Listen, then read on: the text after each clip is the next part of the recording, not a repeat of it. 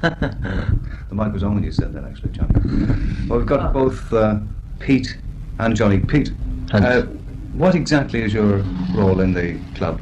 Well, at the moment I've been trying to organise the guests and also the floor singers for the evenings, and consequently we've managed to get a very good support so far for the folk evenings at the Southgate. And when we first started about 15-16 weeks ago, we had a terrific amount of support.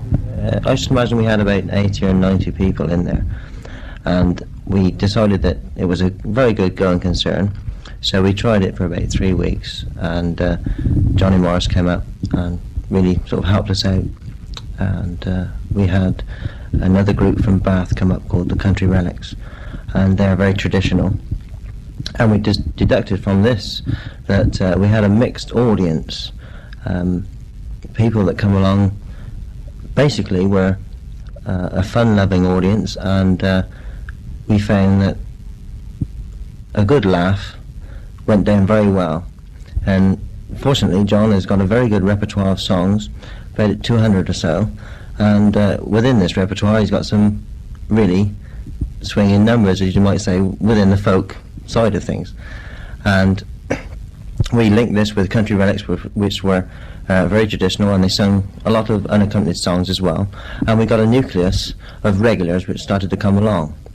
So consequently we thought, well, okay, let's give it a try, and after about 4 weeks we got enough in the kitty just by passing the hat round, because we didn't charge on the door at that particular time, and we had a very good following. So we managed to book our first group, which was the Wilts County Council, and they're very well known around the Trowbridge area, and they did a very good turn for us by not charging what they would normally charge for an evening, and from there we've taken it on, and it's become a very popular concern. But you yourself, you're only concerned with the administration of the folk club? Yes. You don't get on stage yourself? No, I'm not gifted enough, unfortunately. All right, so let's turn to the gifted one then, Johnny. As being an organiser, a very gifted performer, if I may say so. Having watched you twice now,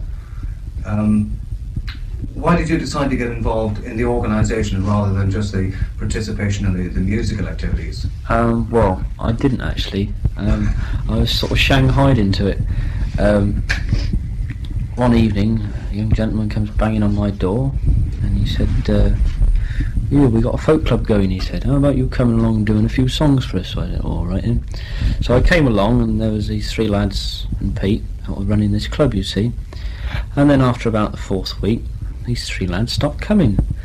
And ever since, there's been me and Pete, you see. So I was really nothing to do with me, and I didn't know anything about it. And then all of a sudden, I'm sort of doing the comparing, and helping Pete getting the guests, running the door, doing the raffle, and generally doing most of the sort of foot slogging between me and Pete, which I sort of I thought was a bit of a cheat, really, but that's the way it goes. That's folk business, man. Right. Well, to elaborate slightly more on this folk business in Devizes, has there been a folk club in Devizes before? Yes. So the obvious question must be, why did it fold up? I ran out of money. You ran this one as well? I ran that one as well. Well, what happened was I started it at the 3 Crowns. This was about 3 years ago, and there was a very good folk club going in Potton at the time, at the King's Arms, which is now closed, by a chap called Mick Hiscock, who did a very good job of running the club, in fact. He now runs one at the Red Lion at Laycock. And Mike sort of thought, well, it'd be a good idea in Devizes, you know, population of about 12,000 people. If we can't drag 100 along, then it's a pretty poor show. So I managed to do all the posters, and I spent a lot of money organising it, and we also had to pay for the room, which fortunately we don't have to at the moment. I had to pay for the room, and I had to pay for all the guests, and it was all coming out of my own pocket, and I was virtually doing the whole thing unaided. And after about 6 weeks, and I'd lost about 50 quid, I thought, well, I've had enough of this, so I knocked it on the head. So that was once bitten? Once bitten, twice shy, yeah. Well, you weren't twice shy when it came to forming or agreeing to help in the formation of this new club, so you think there is a future? I think there's definitely a future for the folk club in Devizes, but the problem at the moment is the attendance is going down, which is becoming sort of financially embarrassing, because what we have been doing is virtually running on people's goodwill, and the less people, then the less goodwill, obviously.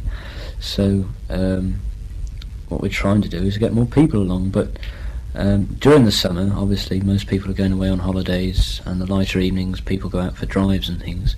So, of course, this tends to take the audience away that does come along, because, I mean, you can't begrudge people making use of the light nights and things. And it's sort of standard policy, really, in most folk clubs, that sort of July and August are virtually taboo. Because if you try and run a folk club during those months, then you usually come unstuck, and only the really big ones, like the Pump in Trowbridge, they've got a very large following and also a lot of financial backing, because they've been running 9 years now, I think, the folk club over there. So obviously, you know, that sort of club can keep going, but one that's just starting, it's always a problem, you know, to try and keep it going through the summer, because obviously people drift away. So that's the way it is. Well, you're primarily an entertainer. We'll come back to your side of things in a second. If I can come back to you, Pete.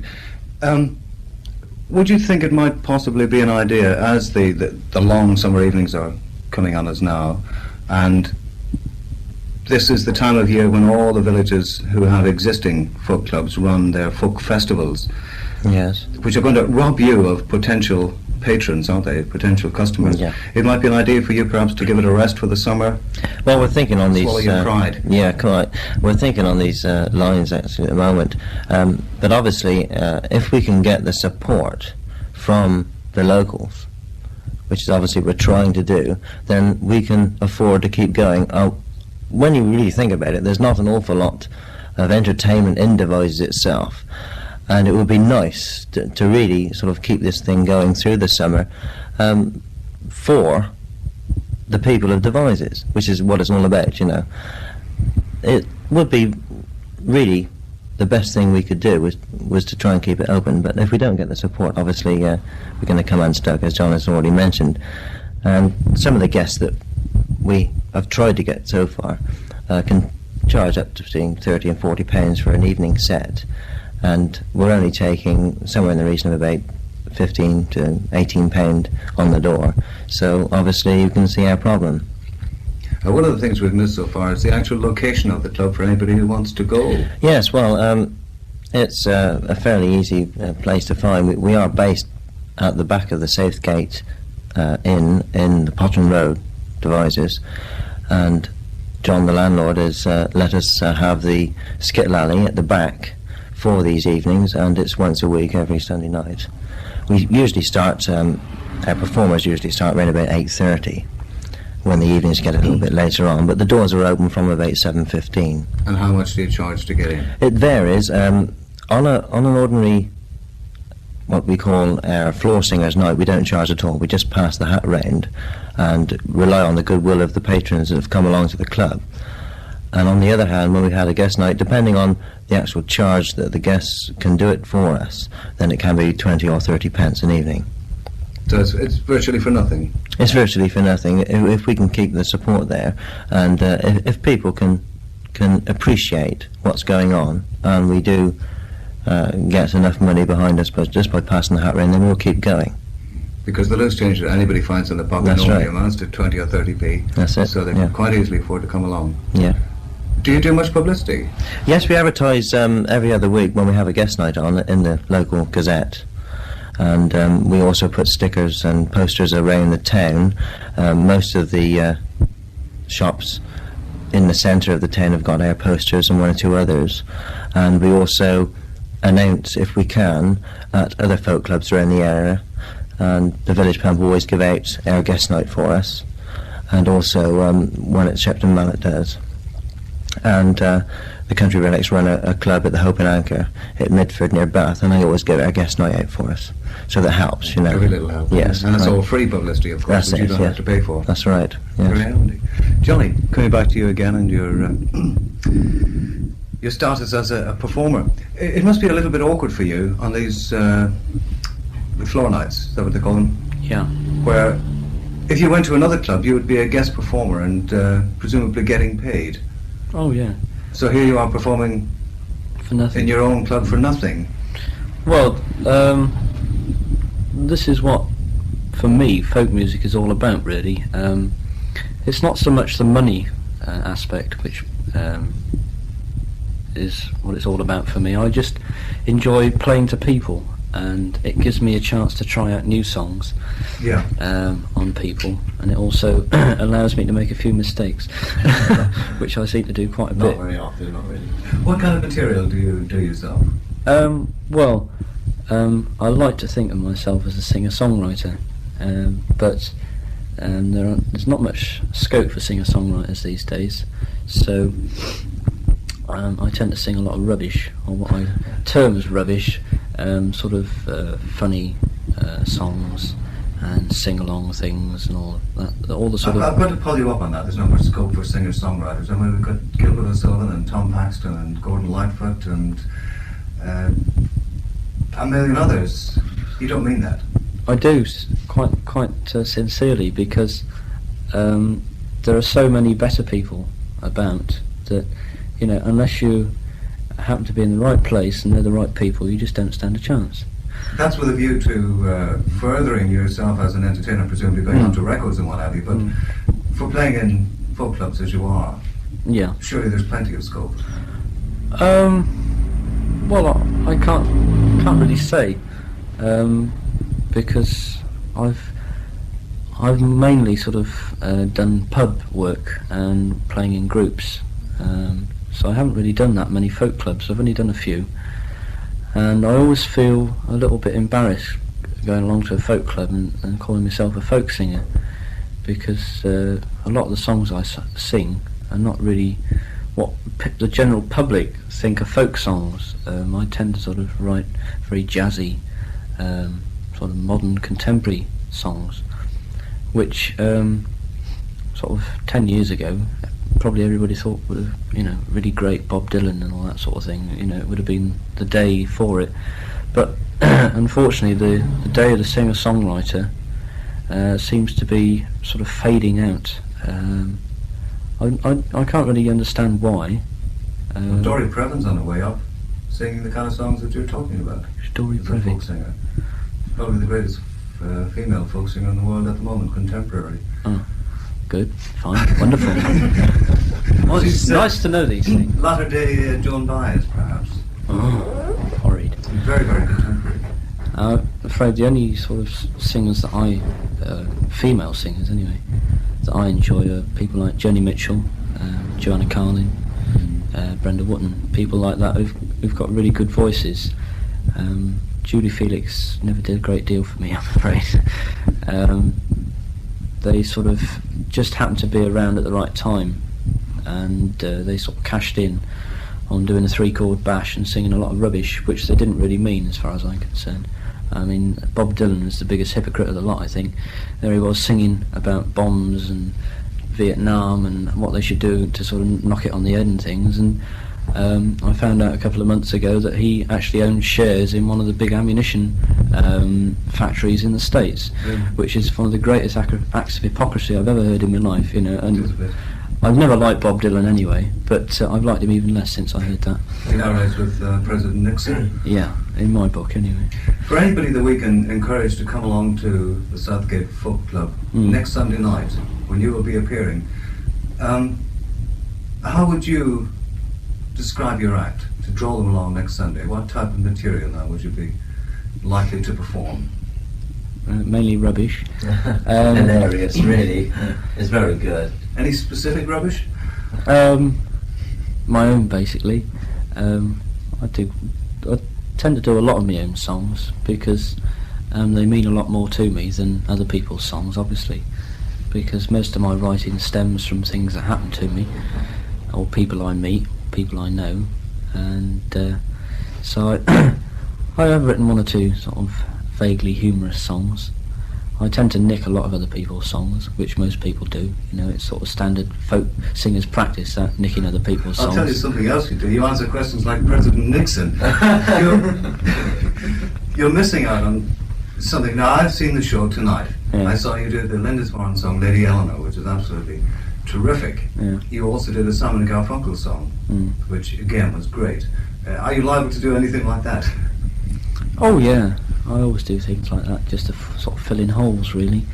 The problem, main problem with me at the moment is that after being at the club for about, I don't know, how long have we been going? About 14 weeks, isn't it? 15 weeks, yeah. But after 14, 15 weeks, and I do on average about 3/4 of an hour every week, one tends to run out of songs to sing. So, you know, I'm starting to scrape the bottom of the barrel at the moment. It's either that or going back and singing songs which I've done before, which I don't really enjoy doing because it gets a bit boring for people that are listening that come along every week. So I'd like to try and learn at least one new song every week. I managed to learn one this afternoon. What was it, Take Me Home Country Roads thing. I managed to just get that together. That's the Olivia Newton-John song. Well, she sings Amongst it, others. amongst others, yeah.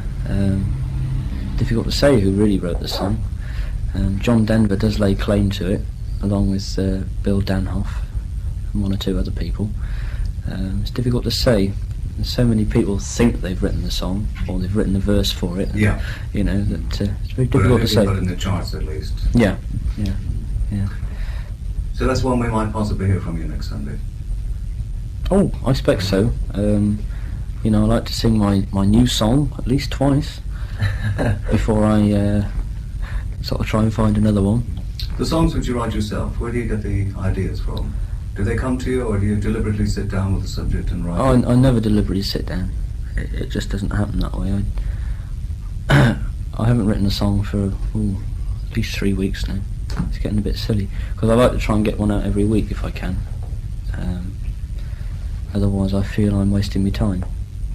And as I haven't written one I've been trying this afternoon, try and knock something out, but I haven't been getting very far. But it just usually comes off the top of my head.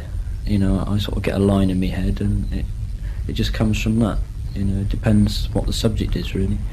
Are you liable to write about any subject at all that occurs to you? Yeah. I mean, a lot of things have happened in my short life as it's been. Done a lot of things. Travelled a lot. Met a lot of people. And it all helps, you know.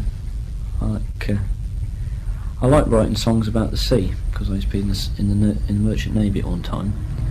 But I find they're the most difficult songs to write. But they also mean the most to me, you know. You find them difficult because you're no longer beside the sea, or is that what you mean? Well, yeah. Away from the environment. Mainly the songs that I write come from the environment which I happen to be in at the time, or the mood I'm in. If I'm depressed, then it's usually a pretty horrid song. But if I'm feeling happy and things are going all right, then it's usually sort of quite a happy song. It just depends. Are you feeling happy about the future of the folk club? No comment. No. I don't honestly know. It's difficult to say, really. We just have to wait and see how it goes over the next few It all weeks. comes back down to support, doesn't Yeah, it? that's the biggest problem. Is just getting people along. If we can get people, then we can keep going. If we can't, then you know, just have to leave it for a while. Try again. So we can get all the staff who are off on all the 4 hospitals next Sunday to come along to Southgate Folk Club. We'll That's keep right. both of you happy. Oh, yes. I think I'll keep the Devizes happy. That's really... Yeah. Bringing the whole thing to an end, Pete, do you suffer much from the opposition that you get from the established folk clubs like the Pump? A certain extent, I should imagine, because the Village Pump, which is obviously the best well-known folk club around the area, being on a Monday night, and people think to themselves, well, there's Devizes going Sunday, and the Pump Monday, and of course the Village Pump tend to, because they've got very good backing, they tend to manage to get guest artists most nights that they actually open. So consequently people turn around and say, well look, we'll go along to the Pump for that one night. If they're limiting themselves to one night out a week, then obviously they tend to go more to the pump than they would to us. But we are beginning to come through, and we're getting more established, and with our lower prices, which is the main idea, we are beginning to draw a few more away, and they are beginning to come up and enjoy our evenings. But we still need a lot more support to be able to afford the guests, for example, that the village pump would be able to put on without any trouble at all. Yeah. Are you a member of the, what do they call it, the English Folk Dance and Song Society, is it? Not at the moment, no. At what stage do you get to be able to become affiliated to them? Well, it's a very difficult thing to comment on at the stage. You know, it's sort of sacrilege in one sense. You know, we're trying to really do our own thing. I see. Yeah. Oh, well, that's fair enough. Yeah. Anyway, continue to do your own thing, and I wish you the best of luck. Thank you very much indeed. And we'll start up the maternity in St James Oh, and yes, in all the yes. various hospitals and get the staff out there. Yes. And I'll certainly carry on coming myself, because Oh, I that's thoroughly right. enjoyed myself tonight. Good, great. Thanks to both of you very much indeed. Thank you very Indeed. much. And thank you, Johnny. Goodbye.